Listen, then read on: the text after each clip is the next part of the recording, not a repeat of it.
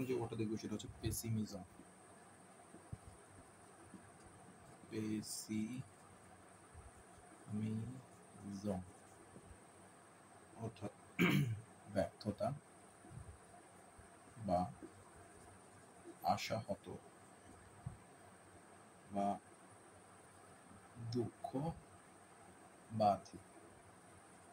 দুঃখবাদী, হতাশা প্রবণ বা দুঃখবাদী।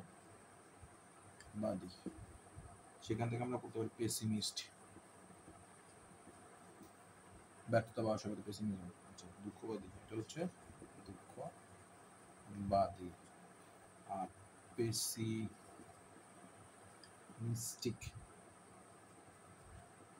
শব্দের অর্থ হতাশা প্রবণ বা দুঃখবাদী। তাহলে পেসিমিজম, পেসিমিস্ট আর পেসিমিস্টিক সবগুলোর অর্থ হতাশা, ব্যর্থতা, দুঃখবাদী বা হতাশাপ্রবণ।